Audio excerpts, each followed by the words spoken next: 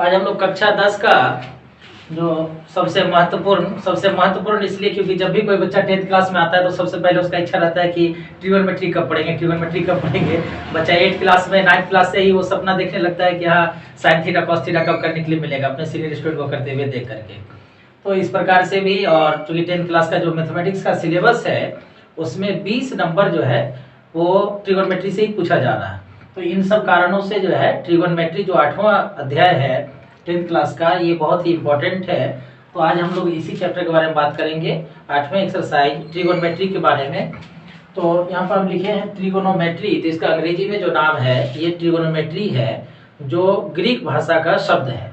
तो ग्रीक भाषा में जो है वो ट्री का मतलब होता है तीन, और गोन का मतलब होता है भुजा, और मेट्रॉन का मतलब होता है माप। तो इस प्रकार से आप अगर ट्रिगोनोमेट्री का अगर शाब्दिक अर्थ की बात करें तो ट्रिगोनोमेट्री का जो शाब्दिक अर्थ होगा वो होगा त्रिभुज के भुजाओं की माप। और चूंकि त्रिभुज में 3 भुजाएं होती है तो 3 भुजाओं की माप अर्थात त्रिभुज की माप। तो त्रिभुज के भुजाओं की माप और त्रिभुज के भुजा एवं उनके कोणों से संबंधित जो अनुपात है उनकी जो जानकारी है उन्हीं से संबंधित चीजों को हम लोग ट्रिगोनोमेट्री चैप्टर में क्या करेंगे, पढ़ेंगे। तो ये ट्रिगोनोमेट्री चैप्टर पढ़ने के लिए सबसे पहले हम लोग जाने कि ट्रिगोनोमेट्री का एप्लीकेशन कहाँ कहाँ पर होता है। तो मुख्य रूप से ट्रिगोनोमेट्री का जो उपयोग है ये समकोण त्रिभुज में अधिकतर होता है। और खास करके आप लोग जब ये 10th क्लास में पढ़ रहे हैं तो 10th क्लास में सिर्फ आपको त्रिभुज के लिए ही ट्रिगोनोमेट्री का अध्ययन करना है। लेकिन अब आगे जब सीनियर क्लासेस में पढ़ेंगे तब आप जानेंगे कि त्रिभुज, ये ट्रिगोनोमेट्री जो है ये त्रिभुज तक ही सीमित नहीं है, बल्कि त्रिभुजों की मदद से हम लोग बहुभुजों का भी अध्ययन ट्रिगोनोमेट्री में करते हैं। तो ट्रिगोनोमेट्री जो है इसमें त्रिभुज के साथ साथ बहुभुजों का भी अध्ययन होता है। लेकिन अभी जो जिस क्लास की हम लोग पढ़ाई करेंगे तो 10th क्लास में हम लोग ट्रिगोनोमेट्री को सिर्फ त्रिभुज के लिए देखेंगे। और त्रिभुज में भी ट्रिगोनोमेट्री जो है मुख्य रूप से आधारित है समकोण त्रिभुज पर। और समकोण त्रिभुज क्या है इसके बारे में जो कि आप लोग पढ़ चुके हैं, पीछे बताया गया है त्रिभुज के बारे में। तो आज हम लोग फिर से एक बार समकोण त्रिभुज और उनके भुजाओं का नाम, उनसे संबंधित जो आधारभूत चीजें हैं उन सब चीजों को पहले हम लोग जान लेते हैं। एक हम सबसे पहले समकोण त्रिभुज लेते हैं। तो यह एक समकोण त्रिभुज है। इस त्रिभुज के 3 शीर्ष हैं। पहला शीर्ष है ए, दूसरा शीर्ष बी और तीसरा शीर्ष है सी। जिस प्रकार से हम लोग जानते हैं कि समकोण त्रिभुज में एक कोण समकोण होता है, तो यह जब एक समकोण त्रिभुज है तो इसमें भी एक कोण समकोण होगा। तो 3 कोण है यहाँ पर, कोण CAB, कोण ABC और कोण BCA। तो इसमें से किसी एक कोण इसमें क्या होगा, समकोण होगा। तो इसमें कौन सा कोण समकोण है, तो इसमें कोण ABC जो है यह समकोण है। इस समकोण त्रिभुज ABC में कोण B समकोण है। और अब जानते हैं कि किसी भी त्रिभुज में अगर एक कोण समकोण हो जाता है तो इसके अलावे बाकी जो 2 कोण होगा तो वो दोनों कोण अब न्यून कोण होगा। क्यों? क्योंकि एक कोण का माप अगर 90 डिग्री है तो बाकी दोनों कोण मिल करके 90 डिग्री होगा। और हम लोग जानते हैं कि दोनों कोण जब मिल करके 90 डिग्री होगा इसका मतलब कि दोनों 90 से कम होगा, तभी तो दोनों मिलकर के 90 हो सकता है। इसीलिए जब एक कोण 90 डिग्री हो गया तो बाकी दोनों कोण जो है न्यून कोण होगा। और समकोण त्रिभुज में जब हम भुजाओं का अनुपात निकालते हैं वो न्यून कोणों के सापेक्ष निकालते हैं, न्यून कोण के अनुसार निकालते हैं। तो हम लोग ट्रिगोनोमेट्री में जाने से पहले सबसे पहले जो समकोण त्रिभुज की 3 भुजाएं हैं और उन भुजाओं का नाम हम लोग किस तरह से लेते हैं, पहले उनके नाम के बारे में जानना जरूरी है। और ट्रिगोनोमेट्री में सबसे ज्यादा हमें जो बच्चे जो सबसे ज्यादा गलती करते हैं उसका कारण है कि इसमें भुजाओं की पहचान करना। आप चाहे किसी भी त्रिकोणमितीय अनुपात का मान निकालें या कुछ भी करें, इसके लिए जो सबसे जरूरी है कि इसके भुजाओं का नाम जानना कि किस कोण के सापेक्ष या किस कोण के अंतर्गत किस भुजा का क्या नाम होगा। तो सबसे पहले हम लोग बात करते हैं कि जो समकोण त्रिभुज में 3 भुजाएं हैं, इन तीनों भुजाओं का अलग अलग क्या नाम होगा। तो अगर हम बात करें इसमें कोण ए को लेकर के, पहले हम लोग कोण ए को टारगेट करते हैं। तो कोण ए को लेकर के अगर बात करें तो कोण ए के लिए भुजा AB जो है यह संलग्न भुजा कहलाती है। तो AB जो है यह है कोण A की संलग्न भुजा, कोण A की संलग्न भुजा। और ये जो भुजा BC है तो भुजा BC क्या है, कोण A की सम्मुख भुजा। और AC जो है यह है कर्ण। ये चीज हम लोग जानते हैं कि 90 डिग्री के सामने वाली जो भुजा होती है वो हो जाएगी क्या होता है, कर्ण होता है। तो यहाँ पर AC का नाम क्या होगा, कर्ण होगा, और AB भुजा का नाम क्या होगा, कोण A की संलग्न भुजा, और BC भुजा का नाम होगा कोण A की सम्मुख भुजा। तो ये हम लोग कोण A को लेकर के, कोण A को टारगेट करके हम लोग अलग अलग भुजाओं का नाम देख लिए। तो AB को हम लोग कोण A की संलग्न भुजा कहेंगे, और कोण A के लिए अब क्या हो जाएगा, तो आधार हो जाएगा। जो संलग्न भुजा है इसी को हम लोग क्या कहते हैं, आधार कहते हैं। तो अगर आपको कोण A के लिए आधार पूछा जाए, तो कोण A के लिए जब आपको आधार निकालना होगा तो आप एक ऐसे भुजा का नाम बोलेंगे जिसमें A होना चाहिए। लेकिन आप बोलिए कि A दो भुजा में है, AB में और AC में, इन दोनों भुजाओं में शीर्ष A कॉमन है। तो यह तो खैर जो है कि सर्वविदित है, इसमें इसके लिए आपको कोई दिमाग नहीं लगाना पड़ेगा कि जो 90 डिग्री के सामने है, जो तिरछी भुजा है, जो सबसे लंबी भुजा है, वो कर्ण होगा। तो उसके अतिरिक्त जो कोण A की जो संलग्न भुजा होगी, यानी कि कोण A के लिए आपको पूछा जा रहा था, आपको क्या करना है, कोण A और 90 डिग्री को देखना है। तो कोण A और 90 डिग्री, इन दोनों को मिलाने वाली जो भुजा है उसी को हम लोग क्या बोलेंगे, आधार बोलेंगे। तो कोण A के लिए आधार जो होगा वह होगा AB। उसी प्रकार से अब A का सम्मुख, सम्मुख का मतलब होता है कि उसके अगल बगल वाली भुजा को छोड़ करके, यानी कि कोण की सम्मुख भुजा का मतलब हुआ कि उस कोण से जो दो किरण निकल रहा, उन दोनों किरण का जो शीर्ष है, उन दोनों को मिलाने वाली जो भुजा है उसको हम लोग क्या बोलेंगे, सम्मुख भुजा बोलेंगे। तो आपको कोण A के लिए अगर सम्मुख भुजा निकालना है तो आप ये देखिए कि कोण A, इसमें से कौन कौन सा जो कि रेखाखंड निकल रहा है। तो कोण A से निकलने वाला रेखाखंड कौन है, A से निकल रहा है इधर AB, और इधर फिर A से निकल रहा है क्या, AC। तो अब ये C और B, यानी इन दोनों रेखाखंड का जो अंत बिंदु है, इन दोनों को जो मिलाने वाली भुजा है उसी को हम लोग क्या बोलेंगे, सम्मुख भुजा बोलेंगे। यानी कि कोण A को छोड़ करके, कोण A के सामने देखना है।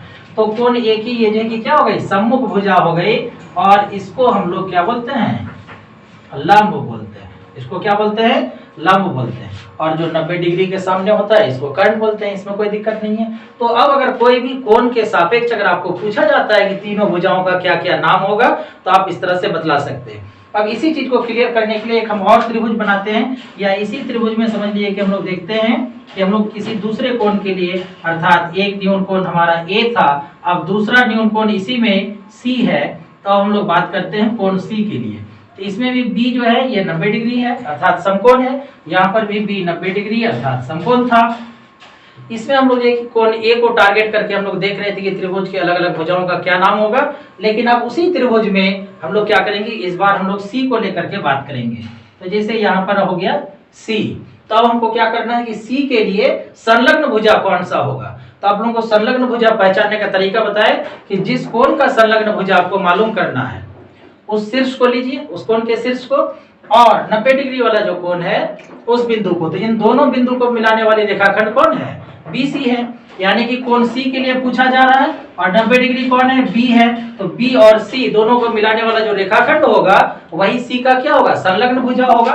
तो यहाँ पर BC जो है ये कोण C की संलग्न भुजा कहलाएगी, संलग्न भुजा। और हम लोग जानते हैं कि संलग्न भुजा, किसी भी कोण के संलग्न भुजा को ही हम लोग क्या कहते हैं, आधार कहते हैं। तो ये जो है इसके लिए आधार हो जाएगा। और उसी तरह अब अगर हम इस भुजा की बात करें तो देखिए कि यह भुजा क्या है, तो कोण C को बनाने वाला जो रेखाखंड है, तो कोण C को बनाने वाला रेखाखंड कौन कौन है, AC और BC।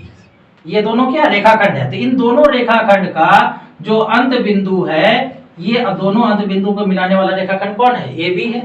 तो AB जो होगा ये कोण C की सम्मुख भुजा, ये कोण C का क्या कहलाएगा, ये सम्मुख भुजा कहलाएगा। और हम लोग जानते हैं कि सम्मुख भुजा को ही क्या बोलते हैं, लंब बोलते हैं। तो कोण C के लिए ये क्या हो जाएगा, लंब हो जाएगा। और जहां तक इसकी बात है 90 डिग्री के सामने का, ये तो कभी चेंज नहीं होता, ये जो कर्ण है तो ये कर्ण ही रहेगा। तो इस तरह से जो है समकोण त्रिभुज में हम लोग विभिन्न भुजा और उसका जो त्रिकोणमिति में जो नाम उसका प्रयोग किया जाता है, इसको हम लोग क्या कर सकते हैं, निकाल सकते हैं। तो इसमें क्या है कि पहले कि हम लोग नाम को जान गए कि कौन से भुजा का क्या नाम होगा।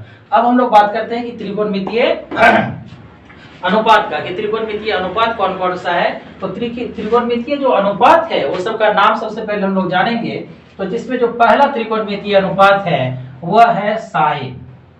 पहला त्रिकोणमितीय अनुपात क्या है? साइन है। तो इसका सही स्पेलिंग होता है SINE, साइन। और साइन का मतलब होता है ज्यामिति।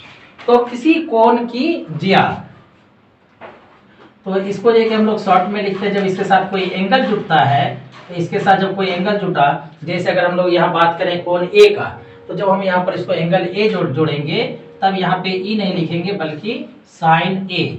और साइन ए का अर्थ होगा कोण ए का साइन। साइन ए का क्या अर्थ होगा? कोण ए का साइन। इसका मतलब हुआ कि कोण ए का साइन, इसका ये मतलब होगा। ये जो कि साइन का मतलब है। इसी प्रकार से जो बाकी ट्रिगोनोमेट्रिक रेशियो है उसका भी नाम होगा। जैसे कि दूसरा ट्रिगोनोमेट्रिक रेशियो है कोसाइन, है ना। इसके साथ जब कोई एंगल जुड़ता है तो इसका शॉर्ट में नाम हो जाएगा कॉस ए। फिर उसी प्रकार से अगला जो ट्रिगोनोमेट्रिक रेशियो है वो है टेंजेंट। लेकिन और टेंजेंट, तो टेंजेंट के साथ जब इसके साथ कोई एंगल जुटेगा तो ये टेन और इसमें एंगल दे देना है टेन ए। इसी प्रकार से तो साइन, कोसाइन और टेंजेंट, यानी कि साइन, कॉस और टेन, ये तीन को हुआ। अब इन तीनों अनुपात का व्युत्क्रम होगा, क्योंकि जब भी आप लोग जानते हैं कि अनुपात में क्या होता है कि किसी भी आप दो राशि का अनुपात निकालते हैं। जैसे कि हम अगर बात करें ए और बी के अनुपात का, तो ए और बी का अनुपात ए अनुपात बी, और इसी में दो तरह का हम लोग रेशियो निकाल सकते हैं, ए का बी के साथ अनुपात और बी का ए के साथ अनुपात। तो उसी प्रकार से जब साइन, कॉस और टेन ये तीनों क्या अनुपात है, तो जब ये तीनों अनुपात है तो इसका क्या होगा? व्युत्क्रम अनुपात भी होगा। इसका हम लोग उल्टे क्रम में भी इसको ले सकते हैं। तो इसका जो व्युत्क्रम अनुपात है, अब हम लोग उसको जानेंगे। तो जो साइन के लिए व्युत्क्रम अनुपात है वो है कोसेकेंट, और इसके साथ जब कोई एंगल जुड़ता है तो कोसेक, और इसमें एंगल आ जाता है। फिर उसी तरह कोसाइन, तो इसका जो व्युत्क्रम होगा ये होता है सेकेंट, और इसके साथ जब कोई एंगल जुड़ता है तो ये हो जाता है सेक ए। उसी प्रकार से टेंजेंट का होता है कोटेंजेंट, और इसके साथ जब एंगल जुड़ता है तो इसका नाम होता है सिर्फ कॉट ए। तो इस प्रकार से आप लोगों को ये जो पूरा नाम है इस पर जो है कि उसमें परेशान नहीं होना है।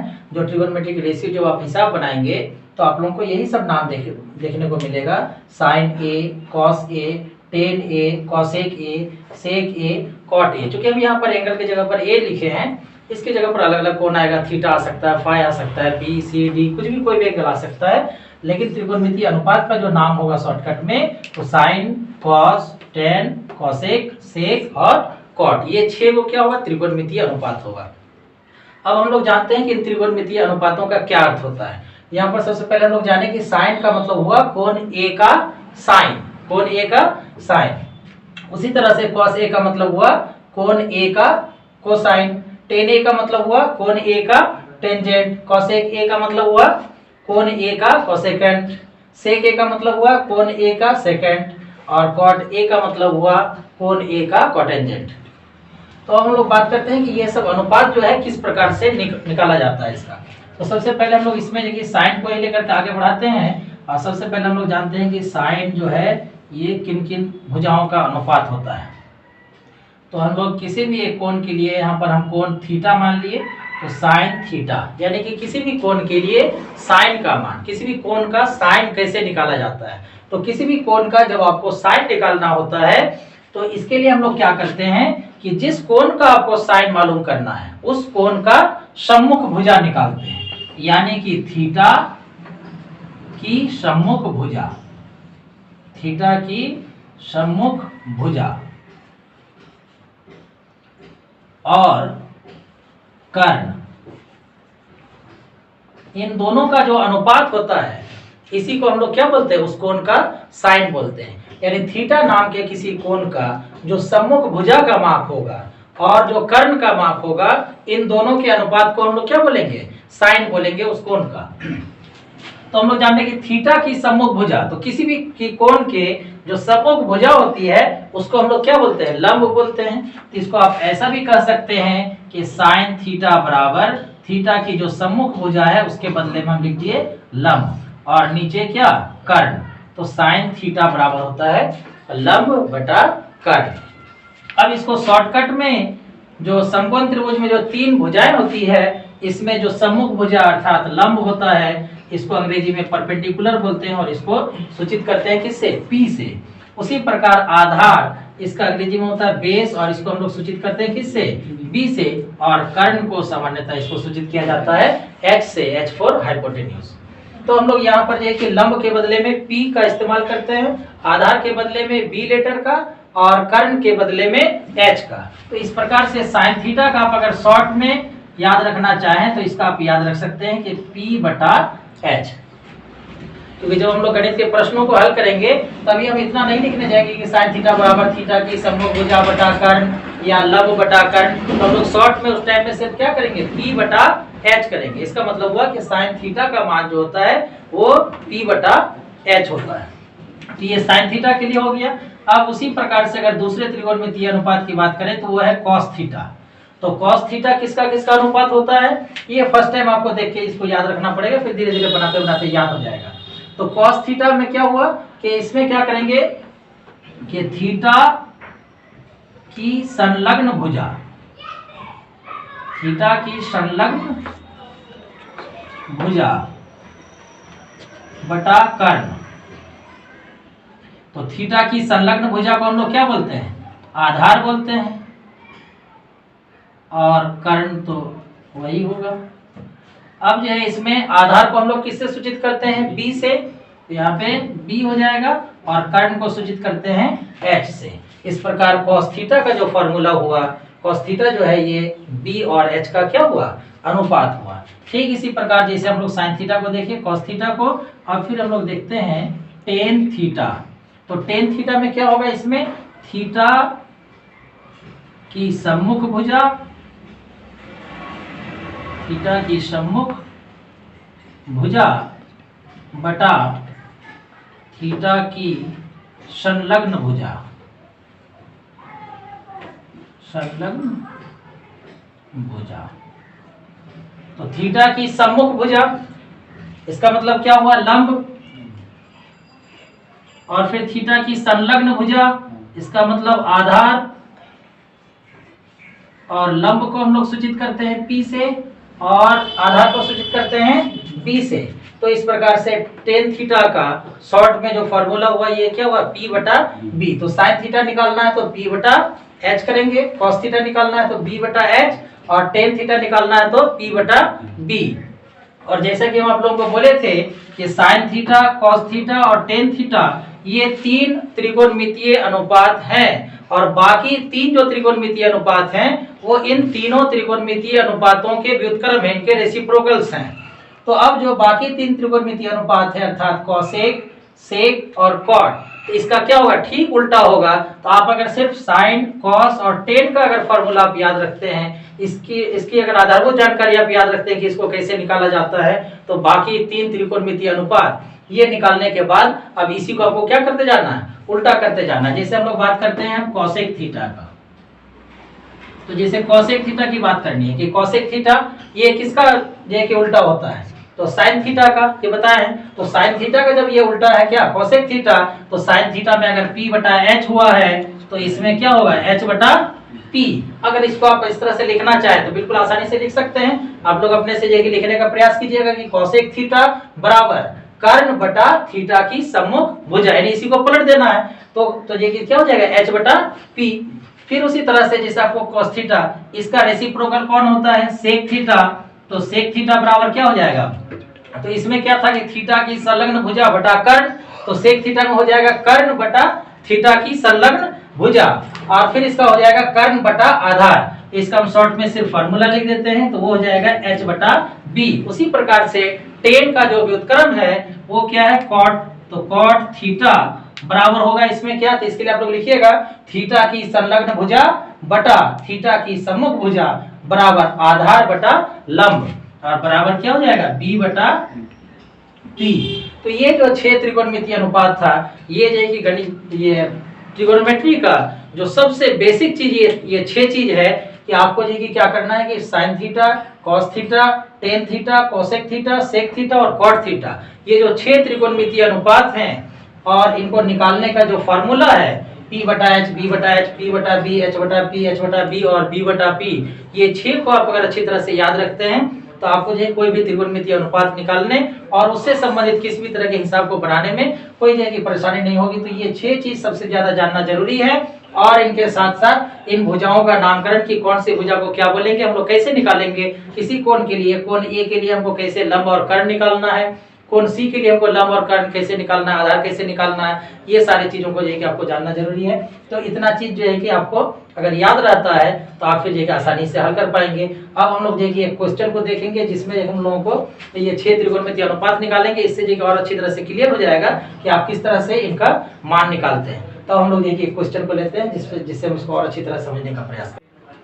तो यहाँ पर एक समकोण त्रिभुज लिया गया है कि एबीसी एक समकोण त्रिभुज है जिसमें कह रहा है कि कोण बी कितना है, 90 डिग्री है और इसमें भुजा AB जो है ये 3 सेंटीमीटर है और फिर B से लेकर C तक ये 4 सेंटीमीटर है। तो त्रिभुज में सबसे पहले ये बात जानिए कि इसमें जो आपको त्रिकोणमितीय अनुपात निकालना है, तो त्रिकोणमितीय अनुपात निकालने के लिए कहा गया है कि इसमें कोण A और कोण C के सभी त्रिकोणमितीय अनुपात, यानी कि कोण A के लिए कितना त्रिकोणमितीय अनुपात होगा, 6, और फिर कोण C के लिए भी 6 त्रिकोणमितीय अनुपात होगा।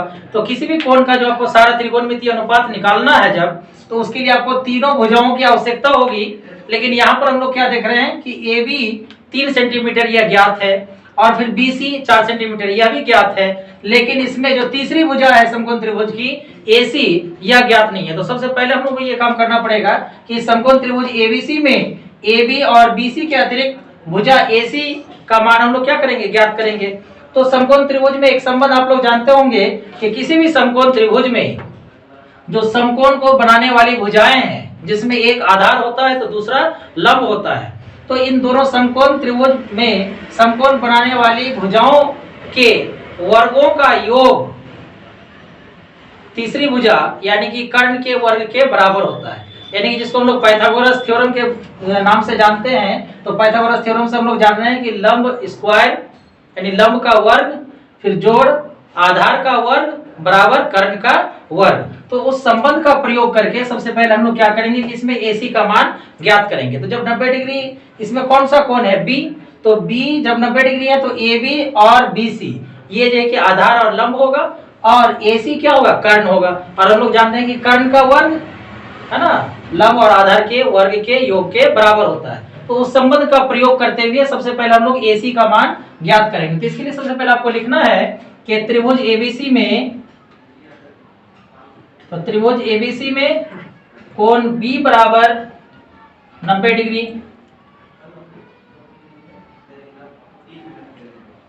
AB बराबर 3 सेंटीमीटर और BC बराबर 4 सेंटीमीटर। तो इसमें सबसे पहले हम लोग क्या करेंगे, पाइथागोरस प्रमेय से, पाइथागोरस प्रमेय से। तो पाइथागोरस प्रमेय क्या कहता है कि कर्ण का वर्ग यानी कर्ण का वर्ग तो क्या होगा, कर्ण क्या AC, तो AC का वर्ग यानी कि AC स्क्वायर और फिर लंब और आधार का वर्ग। तो आप इसमें से अभी किसी को भी ले सकते हैं, क्योंकि हम कोण अभी फिक्स नहीं किए हैं कि कोण A के लिए बोल रहे हैं या कोण C के लिए, इसलिए आप इसमें किसी को भी ले सकते हैं। यानी AC का स्क्वायर जो है बाकी दोनों भुजाओं के वर्गों के योग के बराबर होगा। तो AB स्क्वायर प्लस हम क्या ले सकते हैं, BC स्क्वायर। अब देखिए कि AC का मान तो दिया हुआ नहीं है, AC का मान तो हमें निकालना है। तो AC के स्थान पर अब AC को रहने दीजिए और AB का मान दिया है इसमें 3 सेंटीमीटर इसका स्क्वायर और फिर BC का दिया है 4 सेंटीमीटर, तो 4 सेंटीमीटर का स्क्वायर। तो इस प्रकार से AC square is equal to 9 centimetre square plus 16 centimetre square और AC square is equal to 25 centimetre square और AC square is equal to 5 centimetre square. इसलिए AC is equal to 5 centimetre. तो दो भुजा इसमें AB 3 सेंटीमीटर, BC 4 सेंटीमीटर दिया हुआ था, एक तीसरा AC नहीं मालूम था और अब ये भी मालूम चल गया कि कितना 5 सेंटीमीटर है। अब अगर हम बात करें इस समकोण त्रिभुज ABC का, तो इसमें हमको तीनों भुजाओं की लंबाई मालूम है, तीनों भुजाओं का माप मालूम है। अब हमको क्या करना करेगी, कोण A एवं कोण C के लिए सभी त्रिकोणमितीय अनुपातों का मान ज्ञात कीजिए। तो बताए थे कि साइन और जब उसके साथ एंगल जुड़ जाता है तो उसका फिर एंगल के अनुसार तो उसका नाम जो है कि बोला जाता है। जैसे साइन है, अब हम लोग कौन से कोण के लिए निकालेंगे, तो सबसे पहले हम लोग ए की बात कर लेते हैं, ए के लिए। तो साइन ए का मतलब हुआ कोण ए का साइन, अर्थात कोण ए की जिया। तो साइन ए बराबर हम लोग जानने की फॉर्मूला क्या होगा, पी बाय एच। लेकिन ये फॉर्मूला तो सबके लिए एक ही होगा, आप जितना भी क्वेश्चन बनाएंगे सब में तो साइन बराबर आप पी बटा एच लिखेंगे, लेकिन पी और एच क्या है, ये तो वेरिएबल है, इसका वैल्यू हमेशा क्या होगा, चेंज होता रहेगा, पर हर क्वेश्चन में अलग अलग हो सकता है। तो यहाँ पर चूंकि साइन ए है तो ए के लिए आपको देखना है कि ए के लिए पी कौन होगा और एच कौन होगा। तो ए के लिए हम लोग सबसे पहले जब हम ए की बात कर रहे हैं तो आप ए को टारगेट बना करके समझ लीजिए पहले कि ए के लिए पी कौन होगा और ए के लिए बी कौन होगा और ए के लिए एच कौन होगा। तो आप अगर उसमें समझने में परेशानी हो तो आप थोड़ा उसको लिख सकते हैं कि कोण ए के लिए जो है ये पी, तो कोण ए के लिए पी का मतलब होता है लंब, और लंब हम लोग जानते हैं किसको बोलते हैं, सम्मुख भुजा को। तो कोण ए की सम्मुख भुजा, तो कोण ए का सम्मुख भुजा निकालना, उसके लिए आपको क्या बताया कि कोण ए को बनाने वाली जो भुजा है वो जहां पर खत्म हो रहा है उन दोनों बिंदुओं को देख लीजिए। तो कोण ए को बनाने वाली भुजा ए बी और ए सी है, तो यहाँ पे बी और यहाँ पे आया क्या अंत में सी, तो इसमें कौन होगा, कोण ए के लिए सम्मुख भुजा यानी कोण ए के लिए पी कौन होगा, बी सी होगा। और फिर इसके लिए अब जो है कि बी कौन होगा, तो बी का मतलब हम लोग जानते हैं कि संलग्न भुजा, और संलग्न भुजा निकालने का तरीका बताया कि आपको जिसका संलग्न भुजा निकालना है उससे 90 डिग्री की ओर आप जाइए। तो यहाँ कोण ए के लिए निकालना है तो कोण ए से आप 90 डिग्री की तरफ जाएंगे तो कौन सा भुजा मिला, ए बी। तो यानी कि कोण ए के लिए आधार जो होगा अर्थात बी का जो मान होगा वो होगा ए बी का मान। और एच जानते हैं कि सबके लिए ही होता है, वो फिक्स होता है जो 90 डिग्री के सामने है। और 90 डिग्री के सामने करने का मतलब कि 90 डिग्री को जो बनाने वाली भुजाएं हैं वो जिन बिंदुओं पर खत्म हो रही है उन दोनों बिंदुओं को मिलाने वाली भुजा यानी कि तिरछी भुजा, तो ये कौन होगा, ए सी होगा। और अब देखिए यहाँ पर कि बी सी का मान कितना दिया हुआ है, 4 सेंटीमीटर, ए बी का मान कितना दिया हुआ है, 3, और ए सी का मान कितना दिया हुआ है, 5। अब ये चीज अगर आप रफ में लिख लेते हैं तो आपको बनाने में आसानी होगी। तो साइन ए बराबर क्या करना है, पी बटा एच। तो यहाँ देखिए कि पी कितना है, आप इसको भी चाहे तो लिख सकते हैं बी सी बटा ए सी, और अब बी सी का मान कितना 4 और ए सी का मान कितना 5। तो इस प्रकार से साइन ए का जो मान निकला वो 4/5। यहाँ पे एक बात एक आप और बताते चले आप लोगों को, ये जो है अनुपात है, अनुपात का कोई मात्रक नहीं होता। क्यों मात्रक नहीं होता है, क्योंकि जैसे अब साइन ए बराबर आप क्या लिखे, पी बटा एच बराबर बी सी बटा ए सी। अब बी सी का मान आप क्या लिखेंगे, 4 सेंटीमीटर, यहाँ पे आप सेंटीमीटर देख सकते हैं तो आप लिखेंगे 4 सेंटीमीटर, और बटा फिर एसी, एसी का मान आप कितना दीजिएगा 5 सेंटीमीटर, तो सेंटीमीटर सेंटीमीटर कैंसिल हो जाएगा, 4/5 होगा। तो ये मात्रक विहीन होता है, कोई भी चीज का जो अनुपात निकाले अनुपात में कभी भी जी क्या होगा, ये मात्रक नहीं होगा।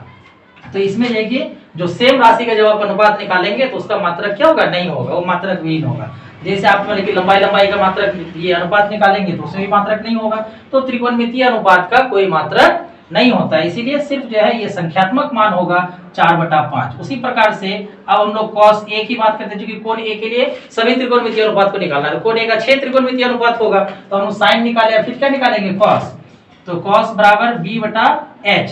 तो अब b कौन होगा, ab, और h कौन होगा, ac। अब ab का मान क्या है 3 सेंटीमीटर और ac का कितना 5 सेंटीमीटर, सेंटीमीटर सेंटीमीटर कैंसिल हो जाएगा इसलिए अब सेंटीमीटर दिए ही नहीं। अब जो है कि इसी प्रकार से tan a, तो tan a बराबर हम लोग क्या लिखे p/b, इसके p कौन है bc और b कौन है ab। bc का मान कितना 4 और ab का मान कितना 3, तो 4/3 निकला।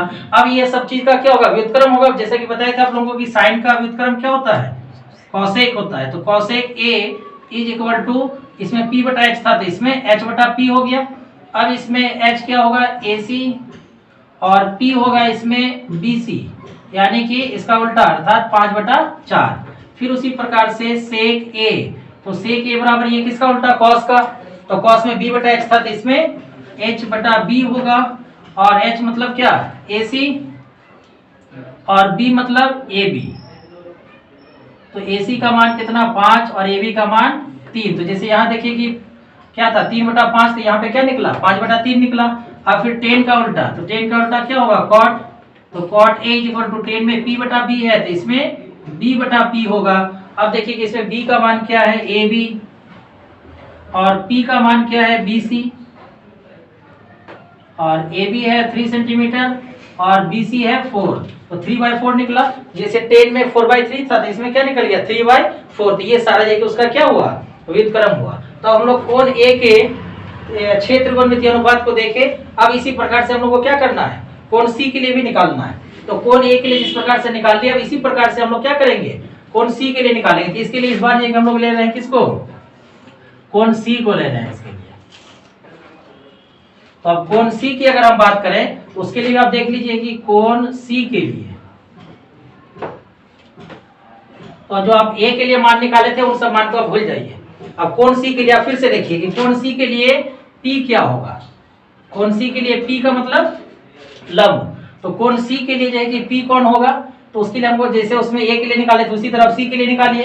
तो लंब निकालने के लिए हम लोग क्या करते हैं, कोण C को जो बनाने वाली भुजा है उनके अंत बिंदुओं को बनाने वाली भुजा, अर्थात कौन होगा इसमें AB।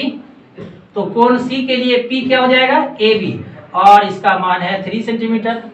तो उसमें देखिए उसके लिए P क्या हुआ था, BC हुआ था, इसके लिए क्या हो गया AB हो गया। तो कोण बदलने पर उसका आधार और लंब क्या होता है, बदल जाता है। फिर अब इसके लिए आपको क्या निकालना है, B निकालना है। B बराबर हम लोग जानते हैं संलग्न भुजा, और संलग्न भुजा कैसे निकालते हैं, तो जिसका संलग्न भुजा निकालना है उससे आप 90 डिग्री की तरफ चलिए। तो आप C से 90 डिग्री की तरफ चलिएगा, कौन मिलेगा B। तो BC क्या हुआ, इसका आधार हो गया। तो BC जो कितना है 4 सेंटीमीटर, और बताए थे कि H निकालने की जरूरत नहीं है। आप एक बार अगर निकाल दिए तो दूसरी बार उतना ही होगा। कर्ण नहीं बदलता है, कर्ण दोनों के लिए एक ही होता है। तो इसके लिए भी कर्ण होगा AC, और जिसकी माप है 5 सेंटीमीटर। तो इस तरह से हम लोग कोण C के लिए निकाल दिए। तो आप लोगों को इसमें कंफ्यूज नहीं होना है कि आप एक बार कोण A के लिए निकाल दें और उसके लिए साइन cos tan सारा का मान निकाल दें। जब कोण C का निकाल रहे हो आप, यानी कि साइन C का मान या tan C का मान निकाल रहे हैं, तो आप ये क्या किए, यहाँ पे P देखे और देखिए कि यहाँ 4 सेंटीमीटर था, 4 सेंटीमीटर बैठा दिए। ऐसा नहीं करना है, क्योंकि कोण बदलने पर P और B का मान क्या होता है, बदल जाता है। तब हम लोग ये कोण C के लिए निकालना शुरू करते हैं यहाँ से। तो आप ये कोण C का जो हम लोग मान निकाल के रखे हैं उसी का हम लोग प्रयोग करेंगे। तो इसके लिए आते हैं, पहला जो त्रिकोणमितीय अनुपात है sin A बराबर, तो sin A बराबर P बटा H, sin C बराबर होगा इसमें, क्योंकि कोण हम C के लिए निकाल रहे हैं। तो sin C बराबर क्या, P बटा H। ये फॉर्मूला चेंज नहीं होगा, वैसा मत समझिए कि sin A बराबर P बटा H था, तो sin C बराबर क्या होगा। ये जो है फॉर्मूला, ये तो साइन के लिए अर्थात ज्या के लिए, उस अनुपात के लिए। तो किसी भी कोण के लिए जो फॉर्मूला होगा वो चेंज नहीं होगा, उसका मान बदलेगा सिर्फ। तो sin C बराबर P बटा H। इस बार हमको कौन सा देखना है, ये वाला जो मान निकाल के रखे ये वाला देखना है, ये नहीं कि आप यहाँ पे जो पहले निकाले थे उसका मान नहीं देखना है। तो sin C बराबर P बटा H।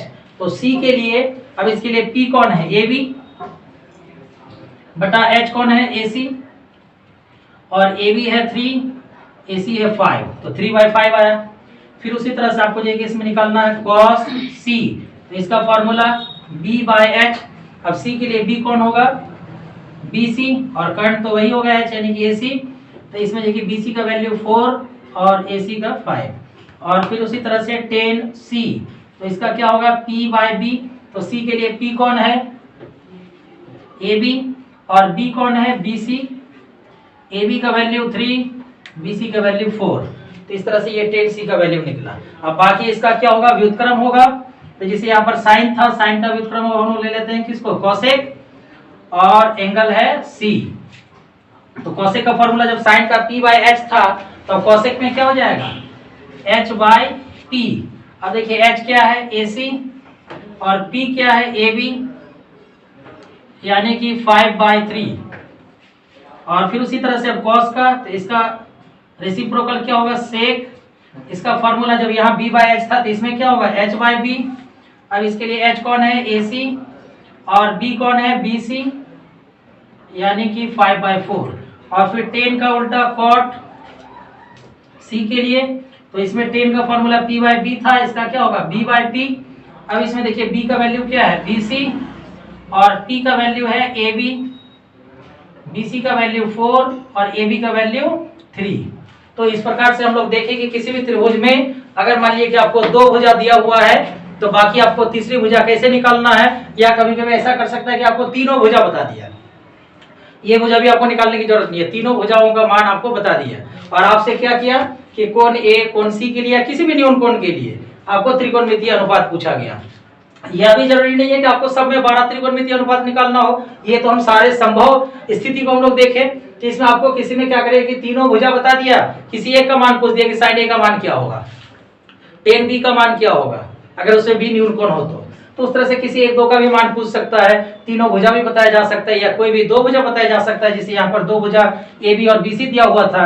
ऐसा भी हो सकता है कि आपको ए सी यानी कर्ण दे दिया और कोई एक भुजा दे दिया, ऐसा भी हो सकता है। तो कोई भी अगर दो भुजा दिया हुआ है तो तीसरी भुजा को निकालने के लिए हम लोग क्या करेंगे कि पहले यहाँ पाइथागोरस थ्योरम को हम लोग यूज करके तीसरी भुजा को निकालेंगे। वो तीसरी भुजा लंब आधार में से कोई एक या कर्ण कुछ भी हो सकता है। तो पहले हम लोग तीनों भुजाओं का मान ज्ञात कर लेंगे, उसके बाद जो न्यूनकोण है जिसके लिए त्रिकोणमितीय अनुपात का मान पूछा जाता है उसका जगह हम लोग क्या करेंगे, मान निकालेंगे। तो उम्मीद है कि इस तरह का जो प्रश्न होगा ये जो क्या बना सकते हैं। अब इसके बाद हम लोग एक और भी प्रकार के प्रश्न को देखेंगे। उसमें क्या होता है कि जैसे यहाँ 12 त्रिकोणमितीय अनुपात निकाले तो किसी एक कोण के लिए 6 त्रिकोणमितीय अनुपात निकलता है। जैसे हम कोण एक की बात किए थे तो कोण एक के लिए 6 त्रिकोणमितीय अनुपात निकला था, sine cos tan cosec sec और कॉट। फिर जब हम सी के लिए निकाले फिर भी 6 त्रिकोणमितीय अनुपात निकाले, sine cos tan cosec sec और कॉट। तो इसमें से आपको कभी कभी क्वेश्चन इस तरह से पूछा जाता है कि किसी भी एक कोण के लिए आपको एक त्रिकोणमितीय अनुपात का मान दे दिया, जैसे कि कोण ए के लिए हम लोग 6 त्रिकोणमितीय अनुपात निकाले तो आपको सिर्फ उसमें बता दिया जाएगा कि साइन ए बराबर 4/5 है। तो आप अन्य त्रिकोणमितीय अनुपातों का मान ज्ञात कीजिए। तो साइन का जब मान बता ही दिया और बोले कि अन्य त्रिकोणमितीय अनुपात का मान ज्ञात कीजिए, तो 5 अन्य त्रिकोणमितीय अनुपात होगा, उसका मान निकालना। तो ये दूसरे टाइप का प्रश्न होगा, उसको हम लोग देखेंगे। ये जाएगी यही तक। यदि tan a बराबर 4/3 तो कोण ए के अन्य त्रिकोणमितीय अनुपात ज्ञात करना है। तो कोण ए के लिए कोई एक समकोण त्रिभुज है, हम लोग को त्रिभुज भी नहीं दिया हुआ है, उनके तीनों भुजाओं के बारे में भी कोई जानकारी नहीं है, है ना। तो उसमें कह रहा है कि एक कोण ए जो होगा तो न्यूनकोण होगा और उस कोण के लिए एक त्रिकोणमितीय अनुपात आपको दिया गया है कि tan a का मान 4/3 है। तो बाकी जो 5 त्रिकोणमितीय अनुपात है, साइन a, कॉस a, फिर कोसेक a, सेक a और कॉट a, इन 5 त्रिकोणमितीय अनुपातों का मान ज्ञात करना है। तो आइए देखते हैं इसको हम लोग कैसे बनाएंगे। तो सबसे पहले हम लोग लेते हैं कि tan a बराबर क्या दिया हुआ है इसमें 4/3। तो इसके सॉल्यूशन में सबसे पहले हम लोग लिखेंगे कि दिया है, क्या दिया है कि tan a बराबर 4/3। तो tan का मतलब हम लोग समझते हैं कि टेंजेंट का जो अनुपात हम लोग देखें तो उसमें जानते हैं कि टेंजेंट का मतलब होता है कि थीटा कोण या कोण ए जैसे यहाँ पर है तो कोण ए की सम्मुख भुजा बटा कोण ए की संलग्न भुजा अर्थात लंब बटा आधार, जिसको कि हम लोग शॉर्टकट में लिख रहे थे P/B, जहां पर P for perpendicular, B for base होता था अर्थात लंब बटा आधार। तो हम लोग जब यहाँ tan a बराबर 4/3 दिया हुआ है तो इसको हम लोग भुजाओं के नाम के आधार पर इसको हम लोग क्या लिख सकते हैं कि P/B बराबर 4/3 अर्थात P और B जो दो भुजाएं हैं इन दोनों भुजाओं का अनुपात जो है वो 4/3 है। यहाँ पर एक बात आपको बता दें कि अनुपात से कभी भी भुजा के बारे में स्पष्ट जानकारी या जो एग्जैक्ट जानकारी होता है वो नहीं मालूम चलता है। इसके लिए हम लोग क्या, जैसे मान लीजिए कि अगर हम यहाँ पर बताते हैं कि 1/2 तो यह एक अनुपात है, इससे आप ये नहीं पता कर सकते कि जो दो संख्या था वो क्या क्या था जिसका अनुपात 1/2 निकला। वो हो सकता है कि 2/4 हो, 3/6 हो, 4/8 हो, 5/10 हो, 1,00,000/2 लाख हो, 1 करोड़/2 करोड़ हो। तो इसमें जो है अनुपात को देख करके या किसी भी चीज के मानक रूप को देख करके उन दोनों संख्याओं को नहीं पता कर सकते हैं, सिर्फ उसके अनुपात से बस सिर्फ दोनों का अंदाजा लगाया जा सकता है, लेकिन उन दोनों का जो वास्तविक मान है वो नहीं पता लगाया जा सकता है। तो यहाँ पर है क्या, जिस त्रिभुज में tan a बराबर 4/3 दिया हुआ है उससे हम यह नहीं पता कर सकते हैं कि उस त्रिभुज में कोण a के लिए जो P था अर्थात जो कोण a की सम्मुख भुजा थी वो 4 सेंटीमीटर या 8 सेंटीमीटर या 12 सेंटीमीटर या 5, 10 कुछ भी कौन सा उसका माप था वो जो है एग्जैक्ट हम लोग क्या कर सकते हैं, नहीं पता कर सकते हैं। इसी कारण से जब इस अनुपात को हम अलग अलग भागों में तोड़ते हैं, जैसे यहाँ P और B का अनुपात दिया हुआ है, लेकिन हम लोग यहाँ पर क्या करेंगे कि P और B दोनों को अलग अलग करने की आवश्यकता है। तो जब P और B दोनों को जब हम अलग अलग करेंगे तो इसके लिए हम लोग को क्या करना है कि यहाँ पर K लगाना है। यहाँ पर K क्या कर रहा है कि यहाँ पे चूंकि मालूम नहीं है कि वो 4 था एग्जैक्ट या 8 था या 12 था, है ना, या 16 कुछ भी हो सकता है। क्योंकि मान लीजिए कि अगर P 16 सेंटीमीटर अगर रहा हो, P कितना रहा हो 16 सेंटीमीटर रहा हो और B जो है वो 12 सेंटीमीटर रहा हो, फिर भी तो उसका अनुपात जब हम लोग मानक रूप में निकाला गया होगा तो उसका मानक रूप में उसका अनुपात क्या आया होगा, 4 चौके 16, 4 तिया 12, यानी 4/3 आया होगा।